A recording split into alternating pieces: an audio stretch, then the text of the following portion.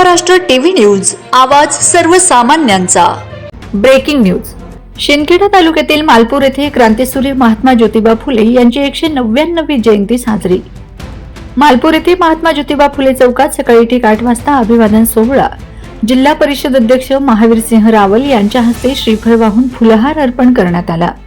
या प्रसंगी महावीरसिंह रावल, माजी सरपंच मच्छिंद्र शिंदे, माजी उपसरपंच जगदीश खंडेराळ, पत्रकार प्रभाकर आडगाळे, गोपाल कोळी, सागर बदाणे, रवींद्र पाटील, श्रावण पांडू माळी, तुकाराम माळी, भालचंद्र खलाणे, छगन बागुल, प्रशांत पवार, प्राध्यापक काशीनाथ अहिरे, किसन खलाणे, जगदीश टेलर, नामदेव अहिरे, संभाजी अहिरे, परमेश्वर माळी, ईश्वर माळी, समस्त माळी समाज आणि सावता युवा शक्ती संघटना उपस्थित होते। सामाजिक समतेचा संदेश देणारे आणि शिक्षणाचा महामेरू क्रांतीसूर्य महात्मा ज्योतिबा फुले यांच्या 199वी जयंती भव्य अभिवादन सोहळा व संध्याकाळी शोभायात्रा निघणार आहे, तरी सर्व ग्रामस्थांनी उपस्थित प्रार्थनीय आहे। तरी सर्व ग्रामस्थांची उपस्थिती प्रार्थनीय आहे, अशी विनंती समितीच्या अध्यक्षांनी केली आहे। वंदे महाराष्ट्र टीव्ही मीडिया प्रतिनिधी प्रभाकर धनगर, शिंदखेडा।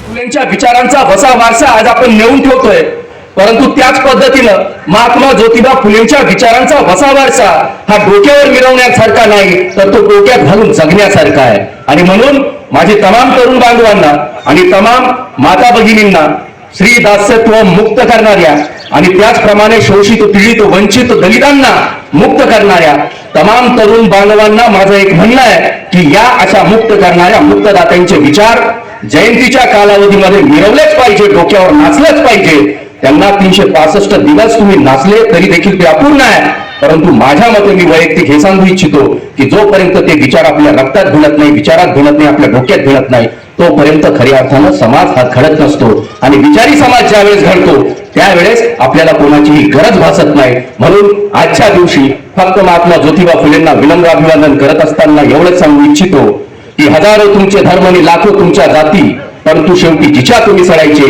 ती एकच काळी माती। या अनुषंगानं ज्या पद्धतीनं महात्मा ज्योतिबा फुलेनं समतेचा प्रस्ताव, समतेची बीजारोपण केली, त्या पद्धतीनं आज समतावादी विचारसरणीनं आज समरसतेनं जगत असताना आज कुठेही आपल्याला त्या विचारांच्या माध्यमातून आज जातीयवाद राहिलेला दिसत नाही।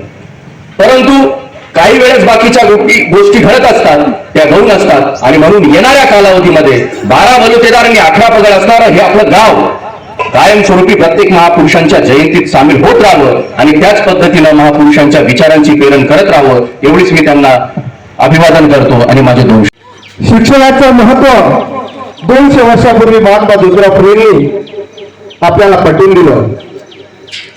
विद्येविना मती गेली, मती विना नीती गेली, नीती विना वित्त गेले, वित्त विना सूत्र फसले, एवढे अनर्थ व विद्येने केले। म्हणून शिक्षणाचं महत्व जाणून स्वतःच्या पत्नीला सावित्रीबाई फुले यांना मातीवर अक्षर गिरवून शिक्षिका बनवलं आणि स्त्री शिक्षणासाठी 1848 मध्ये पहिली मुलींची शाळा त्यांनी काढली आणि तेव्हापासून तर आजपर्यंत आपण बघतोय की स्त्री आणि वंदे महाराष्ट्र टीव्ही न्यूज, आवाज सर्वसामान्यांचा। अशाच नवनवीन बातम्या पाहण्यासाठी आमच्या चॅनलला सबस्क्राईब करा, बेल आयकॉनला क्लिक करा।